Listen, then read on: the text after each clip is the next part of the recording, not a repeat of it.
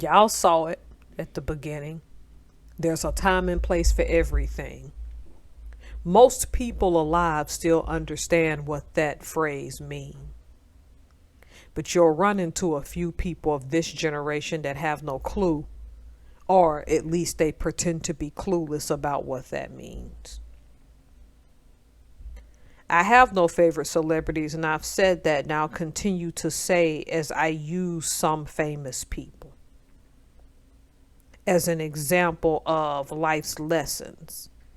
In this time, we're going to be discussing Olivia Culpo. She wore one of the classiest and most covered up wedding dresses I've seen in a public figure in a while outside of a royal wedding, because most royal wedding dresses, you won't see a lot of boobies hanging out. You won't see a lot of see-through. She had a wedding seemingly in a church. And all these people coming for her, oh, your wedding dress is basic, la, la, la. That is a very timeless look. See, I got married in 2005 at the courthouse, so I mean, I wasn't rocking what Olivia Culpo was rocking.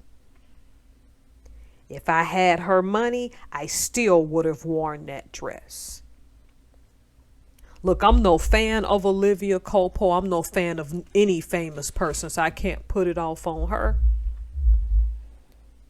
And I've seen her wear some skimpy things. Before I get into the reason that I sided with her, because the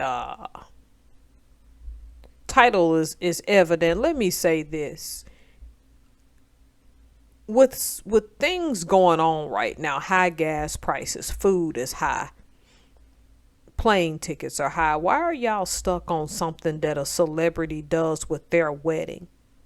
Because had she worn a mermaid style gown with all her boobs hanging out, somebody would said that was inappropriate.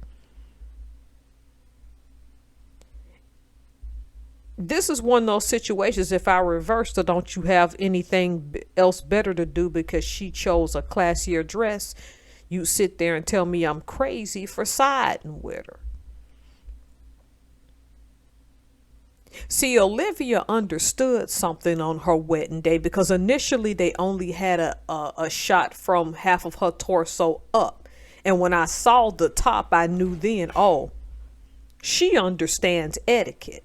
Everything that happens in life has etiquette to it.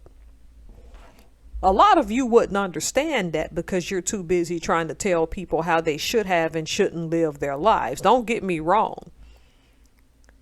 I'm the type of person, if I had a daughter and she walks down the aisle in a church in a dress that I can see anything with all of her stuff hanging out, it would embarrass me. Because to me, it would be a reflection of the fact that she don't care enough about her spouse to cover up. And the first and foremost, that she don't care enough about the house of God to cover up. See, When Olivia picked that dress, she not only picked what I believe to be an elegant gown. You can call it basic as you like, and it is, but I'm a basic person, so I can't knock it.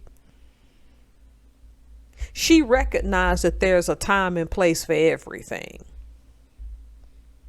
She recognized if I walk into this church, I don't want to walk into this church embarrassing people. Best bank that gown can be altered or in the same condition, and if they ever have a daughter or a granddaughter, they can wear that dress because of the timeliness of it. The timelessness of it, I meant to say, sorry. Because some of the stuff y'all out here wearing right now does not have a timeless look. It is only a fad. And it's a fad that'll go away. There's a reason why you don't see a whole lot of people wearing wedding dresses from the 1990s. You know, them puffy things with all them weird sequins on it, and then the veils. That's something that when it died out, it went away. Some things, or you'll see variations of it, but it'll come back in a better form. Every event, everything has etiquette associated with it. Even the internet, where these people are going off, they lacked netiquette in the way that they attacked her. Look, here's my thing. I get that she's a public figure. I get that she's former Miss Universe, and she won 2012. I get that you have every right to critique that dress. But based on the venue and how she had that wedding, if you took into account class and etiquette, she had it that day.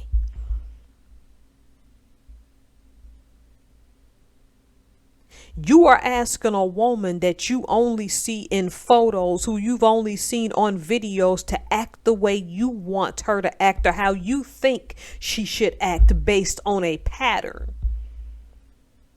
But for the sake of etiquette, sometimes we have to break patterns.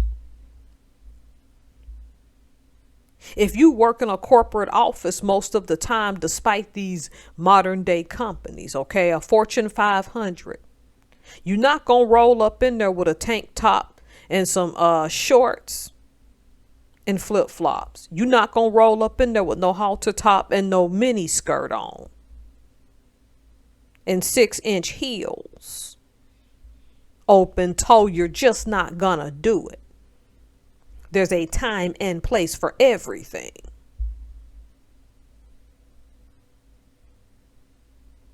She made the choice to say, I'm going to have my wedding at this venue. This is my speculation. I don't know.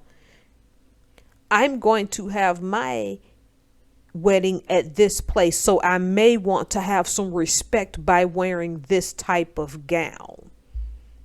Or maybe she was thinking, oh, this gown is going to be timeless. And I'm thinking ahead of what my daughter may want to wear in the future. Because from judging from her height and her now husband's height, they're going to probably have substantially tall children. Taller than me anyway, because I'm 5'2".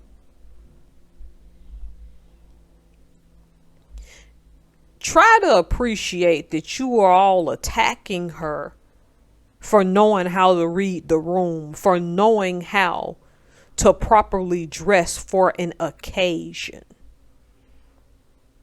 Some brides don't want that all eyes on me, I'm hot and popping, and here's this mermaid cut dress, and here's this see-through dress, and you can see all of my stuff. If that's your thing, that's something that's between you and your future spouse, whoever that may be. But recognize that some people understand that etiquette in its traditional form hasn't died out.